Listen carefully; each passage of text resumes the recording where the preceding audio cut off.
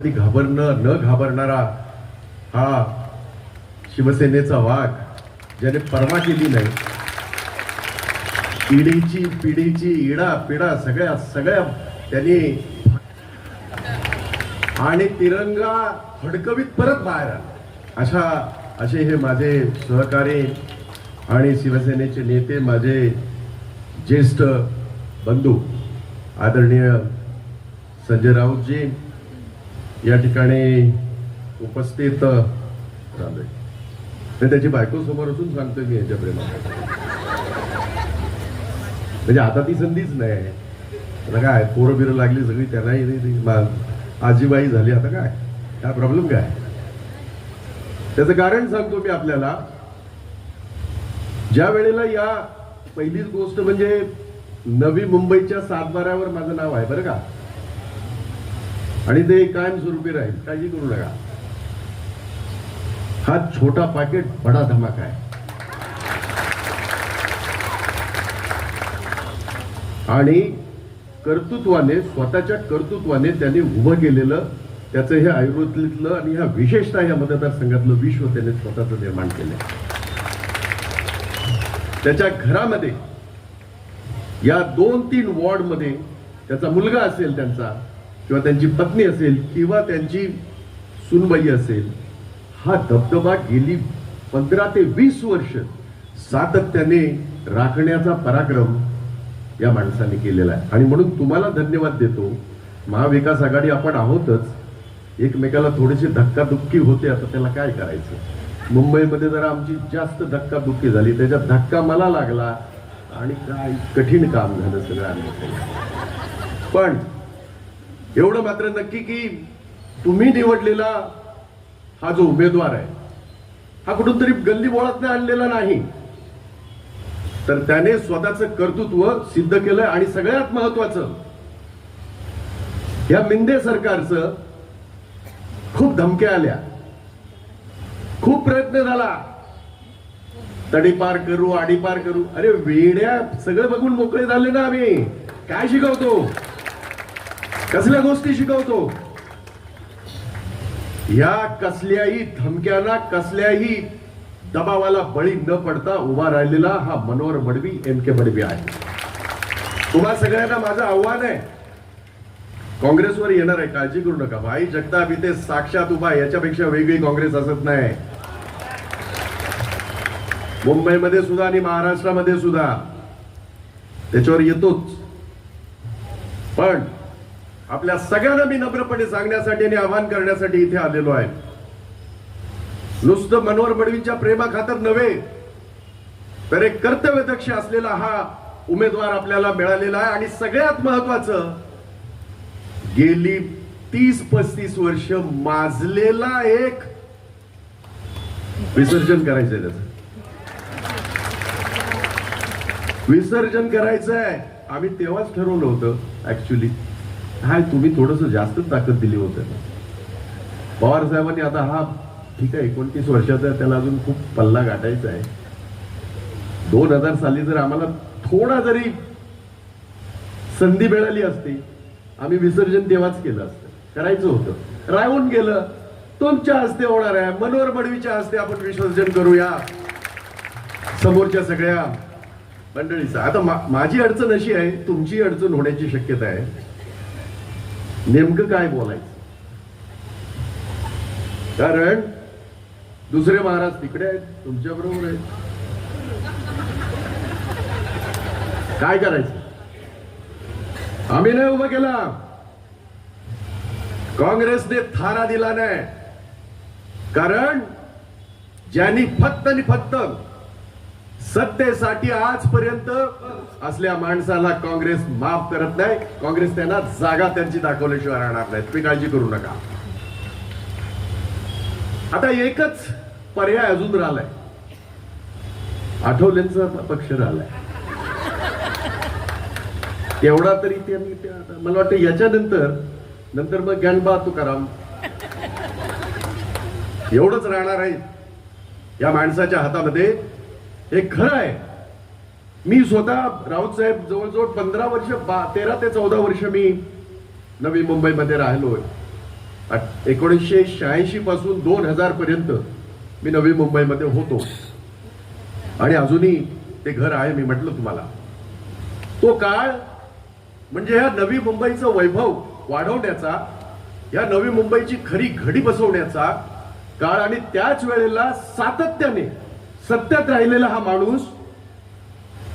आता मी जर विचारले की काय केलं नवी मुंबईसाठी, माझ्याकडे एक प्रश्न येईल. तुमच्या सरकारमध्ये होतं, हे खरं आहे, हे खरं आहे. मी सत्याला सामोरं जाणारा माणूस आहे. कोणाच्या बापाला परमेश्वर जोडून कधी काही आम्ही घाबरलोच नाही. परंतु संस्थानिक म्हणून तुमच्या बरोबर असताना सुद्धा संस्थानिक म्हणून इथे वागले, आमच्या बरोबर असताना सुद्धा संस्थानिक म्हणून वागले.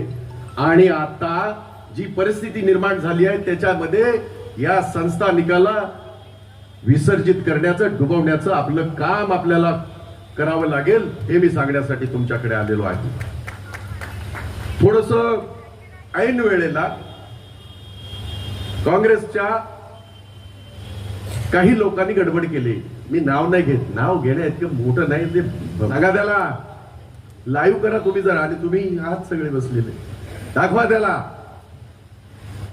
याच्या अगोदर सुद्धा याने रंग दाखवले होते की कुठे आहेत याचे रंग बघितले नव्हते का तुम्ही? त्यावेळेला परत अध्यक्ष बसवताना मी विरोध केला होता. जी माणसं स्वतःच्या आईची राहिली नाही, जी माणसं स्वतःच्या बापाची राहिली नाही, ती कुठल्या पक्षाची असू शकत नाहीत. आणि म्हणून काँग्रेस पक्षाच्या माझ्या सगळ्या सहकार्यांना, तुम्हाला सगळ्यांना माझा या ठिकाणी विनंती वजा तुम्हाला आदेश आहे, फक्त आणि फक्त गणपती विसर्जन करायचं एवढं लक्षात ठेवा आणि मनोहर मडवीला निवडून द्यायचं. या एका कारणासाठीच मी इथे आलोय, कसला संभ्रम नाही. आणि आणखीन एक आश्वासन देतो माझ्या सगळ्या कार्यकर्त्यांना, काँग्रेसच्या कार्यकर्त्या आणि सगळ्या पदाधिकाऱ्यांना जे आहेत ते, आपले सगळे दरवाजे बंद परत या पक्षामध्ये घेणार नाही. हे मी माझ्या मनचं बोलत नाही, मी इकडे नवी मुंबईमध्ये येण्यापूर्वी आपल्या सगळ्यांजवळ बोललोय. तो हा प्रयत्न करतोय सांगण्याचा. आप जितनी भी तालियां बजा रहे हैं, जरा एआईसीसी में भी ध्यान रखिएगा. ये न पूछो कि मेरी मंजिल कहां है, अभी तो सफर का इरादा किया है. ये न पूछो कि मेरी मंजिल कहां है, अभी तो सफर का इरादा किया है. जीतेंगे 20 तारीख की बाजी, ये किसी और से नहीं, अपने आप से वादा किया है, अपने आप से वादा किया है. क्योंकि इस तरह के जो ये चूहे होते हैं, सबसे ज्यादा नुकसान इनसे होता है पार्टी का. और अब आणि हेही सांगतो, नवी मुंबईचा निरीक्षक म्हणून मी स्वतःच जबाबदाऱ्या घेणार आहे. आता मी स्वतःच जबाबदाऱ्या घेणार आहे आणि हे फार अधिकारवाणीने सांगतोय. त्याला काय सांगायचं ते सांगू द्या. मी तर काय परत येईन असं सगळं जे चाललंय, इसलिए मैंने कहा जरा ऊपर भी देखिएगा. हालांकि आपके ऊपर मैं हूं 1.5 फुट ऊपर, कोई प्रॉब्लम नहीं है, वो कोई प्रॉब्लम थी नहीं, है नहीं और होगी भी नहीं. आणि म्हणून आपल्याला आश्वासित करतो मनोहर मडवीजी की काँग्रेसच्या बाबतीमध्ये जरा सुद्धा आपण मनामध्ये शंका ठेवू नका. एक गोष्ट आपल्यालाही माहिती आहे, तुम्ही अभ्यासक आहात आणि तुम्ही मार्गदर्शक सुद्धा आहात. कित्येक वेळेला तुम्ही मार्गदर्शन केले, तुमचं मार्गदर्शन आम्ही पाहिलंय. संघर्षातनं उभं राहिलेलं नेतृत्व आहात तुम्ही. मी सुद्धा माझ्या आयुष्याची 46 वर्ष काँग्रेस पक्षाला दिलेत. एकही नसेल इकडे, एकही नसेल, खात्रीपूर्वक सांगतो मी. आणि म्हणून आपल्या सगळ्यांना मी नम्रपणे सांगतो, मडवींना मी नम्रपणे शब्द देतो, काँग्रेसचा असले हे चुवे जरी गेले तरी काँग्रेस पक्ष आपल्या बरोबर आहे आणि त्यांची सगळी मतं हे फक्त आणि फक्त महाविकास आघाडीला येतील, याबद्दल तुम्ही मनामध्ये शंका अजिबात आपण ठेवू नका. आणि हे सांगण्यासाठी म्हणून मी आलो. आज 2 रॅलीज होत्या तिकडे. मी साहेबांना फोन केलं, म्हटलं आपलेच आहेत, त्यांना जरा म्हटलं सांगितलं इथे येणं गरजेचं आहे. ही गोष्ट खरी आहे की मला करणला बघताना ना त्यांचा मुलगा एवढासा, काय मारामाऱ्या करायचं, तर DNA त्याचाच आहे, त्यामुळे आता लहानपणी फार मारमाऱ्या करायचा. तो इतका शांत कसा काय झाला? आईवर गेला नंतर तो. ते बरं झालं, ते बरं झालं.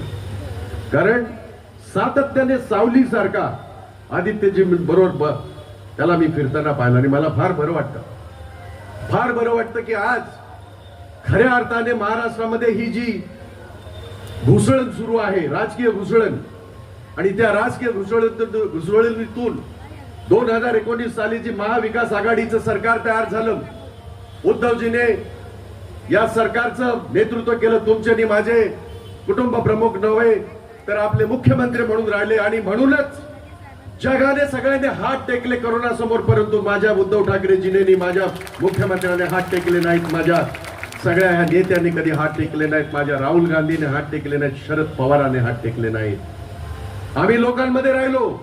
माझ्यासारखा माणूस 2-2 वेळा पॉझिटिव्ह झाला, आम्ही कोणाची पर्वा केली नाही. आमच्या डीएनए मध्येच पॉझिटिव्ह आहे, त्यामुळे आम्ही काही कोणाची पर्वा केली नाही.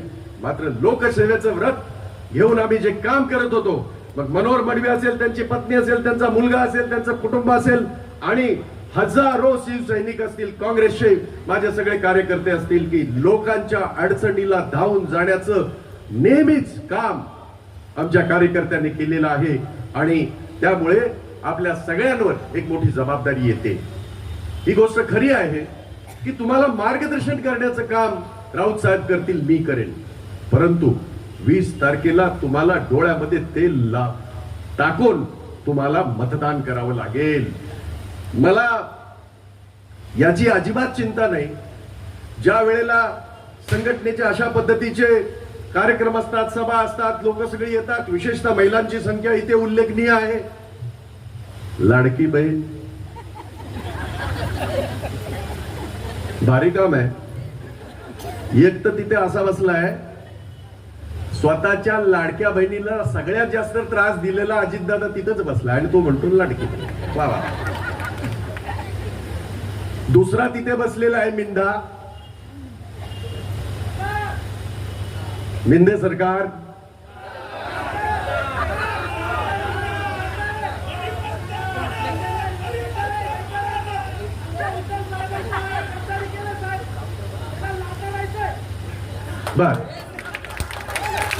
बस आता हा जोश 20 तारखेपर्यंत कायम ठेव,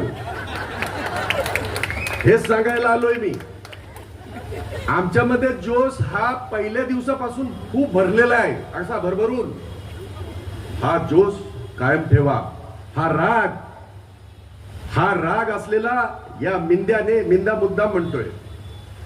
बाळासाहेबांनी त्यांच्या आयुष्यामध्ये दगडाला शेंदूर फासून अशा अनेक लोकांना नेते बनवले. त्यातला हा एक दगडाला शेंदूर फासलेला हा नेता आहे. आणि जर तू नेता आहे आणि जर तुझी ताकद तुला जर आजमायची असेल, बाळासाहेबांचा फोटो काढून हिम्मत कर, लोकांसमोर मताचा भीक मागण्याची हिम्मत कर. लोक चपला दाखवल्याशिवाय राहणार नाही. महाविकास आघाडी बोललास तर मलाही आनंद होईल.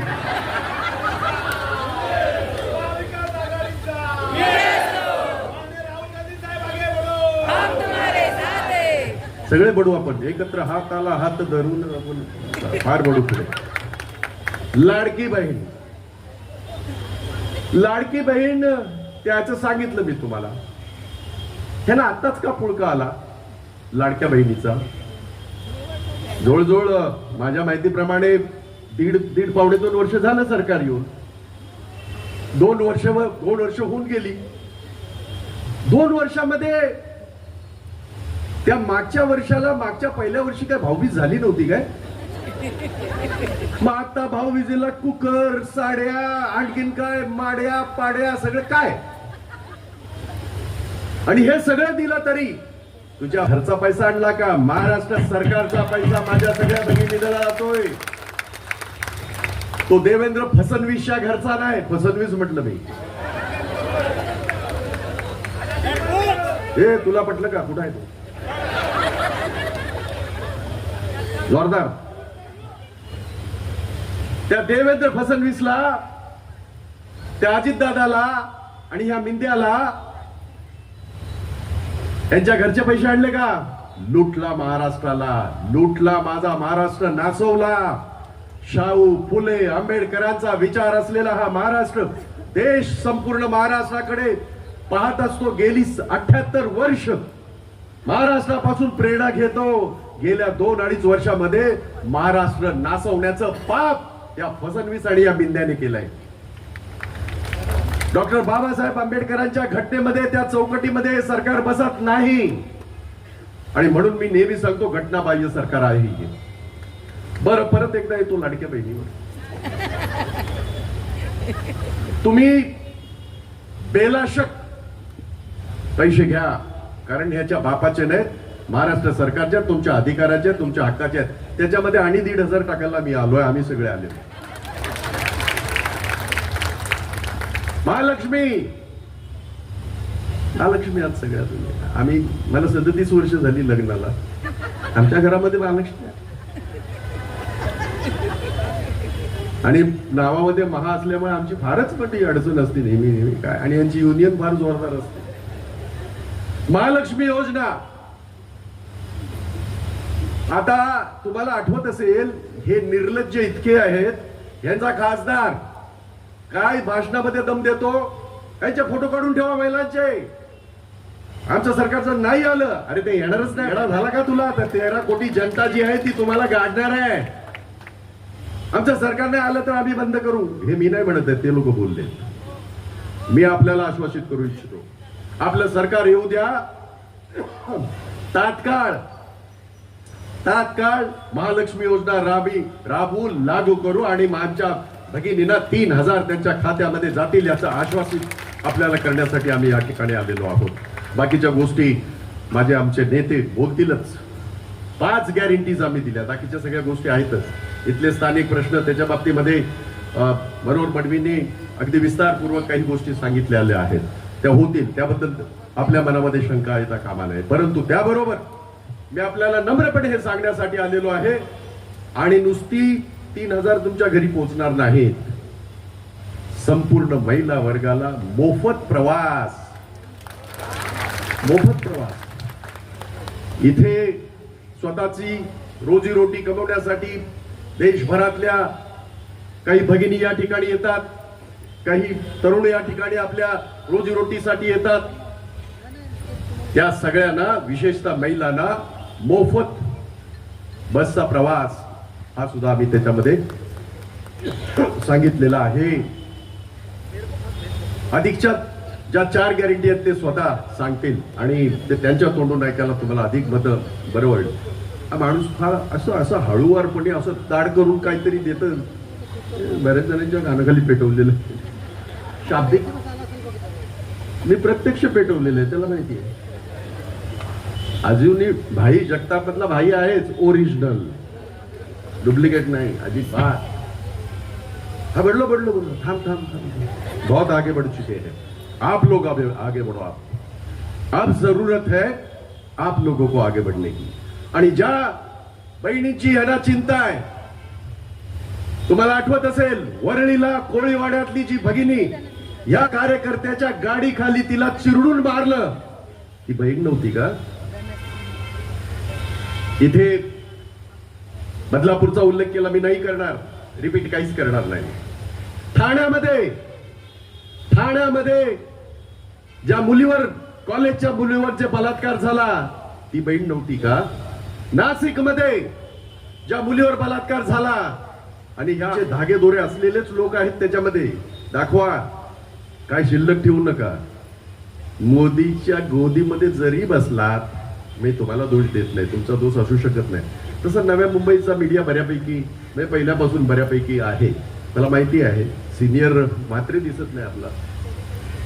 परंतु कारण आज जे काय दुसऱ्या भगिनींच्या समोर घडतंय, त्यांच्या बाबतीत घडतंय, उद्या आपल्या घरामध्ये, आपल्या मुलीच्या बाबतीमध्ये घडू शकतं, याची जाण आपल्याला असली पाहिजे, ती चीड तुमच्या मनामध्ये असली पाहिजे, म्हणून सांगण्याचा प्रयत्न करतोय. हे विधानसभेच्या प्रचाराचं भाषण नाही, ही चिंता आहे. कामगार क्षेत्रातला आहे मी, आयुष्याची 37 वर्ष कामगार क्षेत्राला दिलेत. कष्टकऱ्याच्या जीवनाचा, त्याच्या रोजीरोटीचा 37 वर्ष सातत्याने ध्यास घेतलेला माणूस आहे. इथे आमचे आराध्य दैवत बसलेले आहेत अण्णा पाटील. या सगळ्या विभागामध्ये असलेला माझा माथाडी कामगार असेल, माझा कामगार असेल, त्यांच्यासाठी आयुष्य वेचलेली माणसं आहोत आम्ही आणि म्हणून चिंता आहे. या तुम्ही निवडून नाही दिलं, 50 खोके सब कुछ ओके असं ते सरकार आलेलं आहे. आलेलं म्हणजे त्यांनी चोरलेलं आहे. आणि म्हणून तुम्हाला ती चीड मनामध्ये राहिली पाहिजे. जी चीड इथे दाखवली गेली त्याचं मी मनापासून स्वागत करतो. ही चीड कायम ठेवा, ही चीड कायम ठेवा. तुमच्या संघटनेमध्ये फार चांगल्या पद्धतीने खरं तर संघटनात्मक काम होतं. हा माझा अनुभव सुद्धा आहे, म्हणजे गेल्या इतक्या वर्षाचा पण आहे आणि आता सरकारमध्ये असताना तुम्हाला चांगल्या प्रकारे मला माहिती आहे. आपण सेक्टर 10, 20, 30 काय नंबर असेल तिकडे काय होते ते पाहू नका. तुम्ही ज्या घरामध्ये राहता, तुम्ही ज्या चाळीमध्ये राहता, तुम्ही ज्या बिल्डिंग मध्ये राहता, तिथल्या फक्त 10 चाळी 10 बिल्डिंग घ्या, त्या सगळ्यांना खाली उतरवा आणि एक चौकार मारूनच टाका. 4 नंबर आहे त्याला, एक चौकार मारा. बघा संधी आहे, तुम्हा सगळ्यांना संधी आहे. 4 मारेगा की नाही? हा बिलकुल. हा नको षटकार, चौकारच सध्या पाहिजे, काफी आहे. परवाची मॅच बघितली ना, ठाक ठाक ठाक ठाक हे तसंच आहे. परवाची मॅच खेळणारा माणूस आहे आणि हे षटकार मारायला बसलेलेच आहे. हे मी काही मारेन, उरलेले सगळे षटकार तेच मारणार आहेत. आणि म्हणून 20 तारखेला आपल्या सगळ्यांना जी मनामध्ये चीड आहे, अनेक म्हणजे तासन तास बोलता येईल ह्यांच्या सगळ्यांच्या पापांवर, यांनी केलेल्या पापांवर तासन तास बोलता येईल, ते आपण 20 तारखेनंतर आपण बोलू. पण 20 तारखेला मशाल हातात घेऊन मशाल हातातच घ्यावी लागेल. आता बुडाला लावताना कशी लावणार, हाताशिवाय कशी लावणार? 20 तारखेला मशाल हातात घेऊन ह्याच्या बुडाला लावा आणि याचं विसर्जन करा आणि 23 तारखेला तुतारी वाजून आपला विजय साजरा करू, असं मी तुम्हाला आवाहन करतो आणि थांबतो. जय हिंद, जय महाराष्ट्र, जय भीम.